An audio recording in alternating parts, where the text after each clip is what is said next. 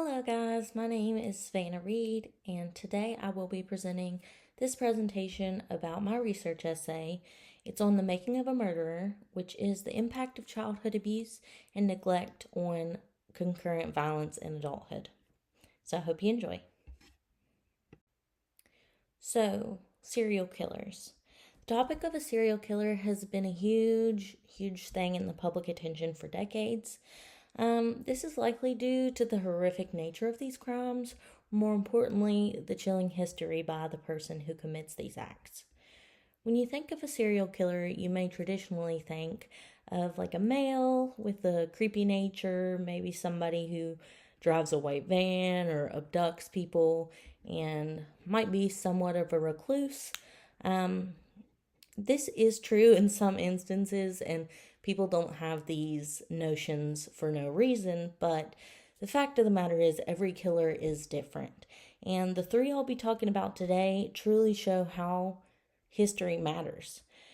Not all killers have the same motivation to do the things that they do, but many do have a traumatic past that links to the aggressive behavior seen in them as adults. These three killers I'll be talking about today, Ted Bundy, John Wayne Gacy, and Jeffrey Dahmer, all are renowned serial killers in the United States. They're very well known for their crimes, but many people don't know a lot about their past or what had happened to them as children. So that gives us the notion to ask the question, what went wrong? So, my first serial killer that I will be talking about today is Theodore Robert Bundy, also known as Ted Bundy. He is one of the most popular serial killers in the United States. He's known to have murdered at least 30 women across several states in the United States. Bundy, he was known to have a certain charm or charisma, and that often lured his victims into a sense of false trust. On the outside, he played the perfect, romantic, fun, and caring guy, and on the inside was the true horrific nature of the beast, containing a deeply troubled individual. He looked nice, he dressed nice, and he presented himself as a really fun guy, but like I said, this typically led women to their demise due to the lack of false trust that they had in his outward appearance. Ted was born actually in 1946 to his mother, Eleanor Louise Cowell. His mother was unwed at the time, which was seen as scandalous and sinful to be having a baby.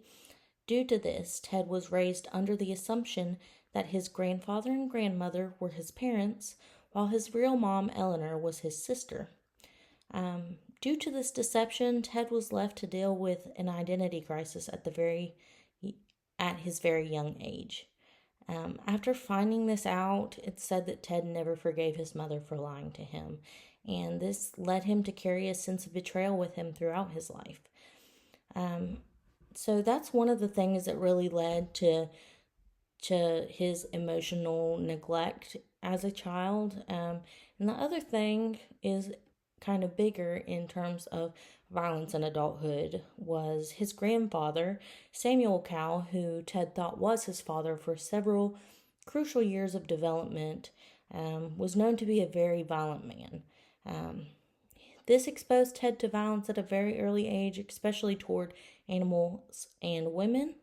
And this kind of exposure to violence led Bundy to become emotionally detached and prevented him from making real emotional connections, which shows later in his life.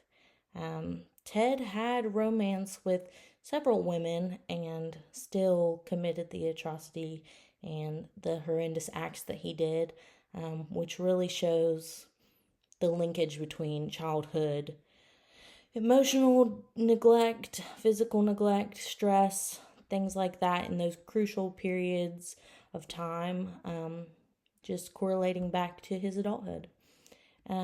Romantic rejection or social failures triggered Bundy to have violent outbursts and display a frightening lack of remorse to his victims.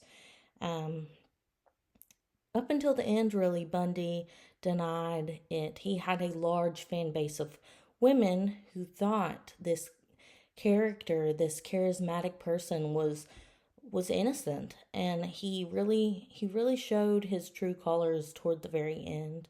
Um, Even though he still had supporters and followers of him, which truly showed how manipulative, narcissistic, and just how being deeply scarred really affected emotional um, his emotional maturity and just attitude toward life. The next killer we'll be talking about today is John Wayne Gacy. In the 1970s, the killer clown, also known as John Wayne Gacy, was responsible for the murder and sexual assault of at least 33 teenage boys. Gacy's horrific crimes sent shockwaves around the nation due to the horrendous extent of them. And using his job and his role in the community as a birthday party performer to help commit these terrible acts. Behind the fun clown makeup was a deeply scarred individual with an upbringing of violence, abuse, and neglect. John Wayne Gacy was born in 1942 in Chicago. His father, Stanley Gacy, was the anchor to his abuse and neglect as a child. Stanley Gacy was known to be physically and emotionally abusive, often beating John for being too feminine, too soft, or emotional. As much as John was hurt by his father, he really truly just wanted his approval. This in turn caused John to develop a violent internal homophobia. This caused his violent outbursts towards the young men that he killed. Another event that played a super big role in the violence of John Wayne Gacy's adulthood was a head injury in childhood, which caused episodes of blackouts and seizures. Many scientists and psychologists believe that head injuries can cause significant changes inside the brain, oftentimes manifesting into emotional instability and aggression. John Wayne Gacy was known to be a community and family man, but behind all the makeup, he was living a chilling double life. All of these terrible acts can be shown to link with the abuse and repression during critical years in his childhood. Our last serial killer we'll be talking about today is Jeffrey Dahmer. Jeffrey Dahmer is a name that's recognizable no matter where it's set across the United States, and maybe even the world.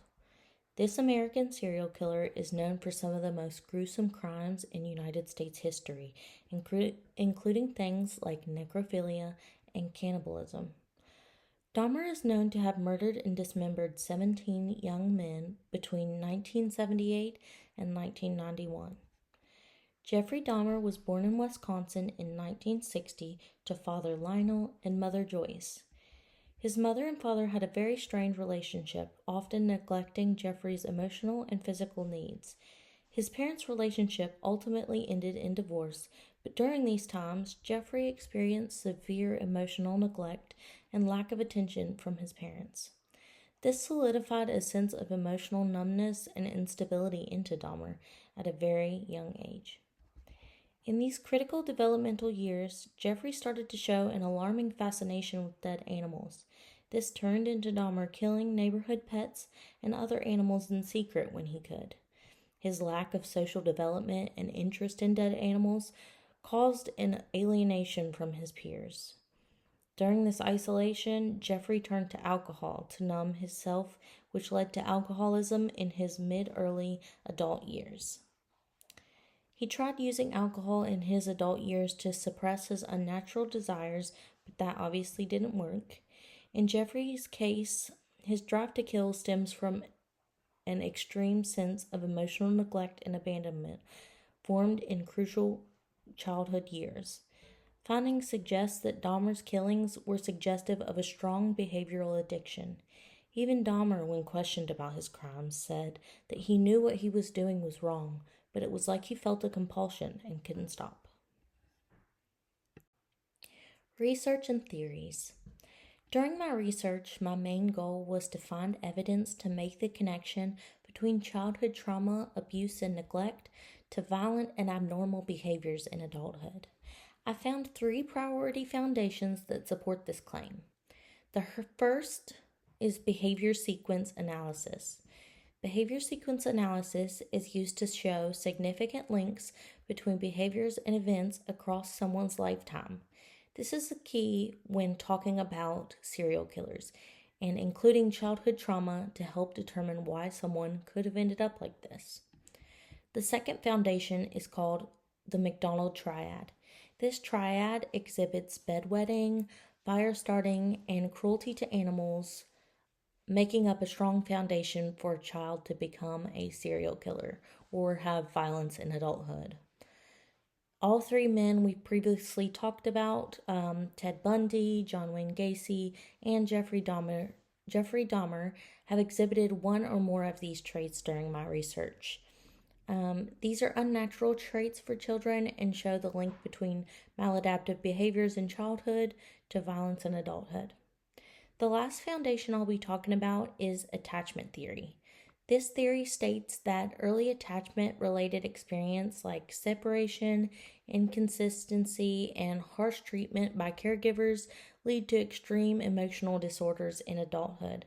This is also shown with all three killers and their relationships with their parental figures. So, for my conclusion, what went wrong and what steps can we take moving forward? Ted Bundy, John Wayne Gacy, and Jeffrey Dahmer's early lives were riddled with significant abuse, neglect, and psycho-emotional trauma. All three men faced rejection in the form of family, friends, and romantic endeavors as well. Many ideas in psychological research indicate that trauma and abuse in childhood can lead to identity crisis, maladaptive coping mechanisms, and impaired empathy.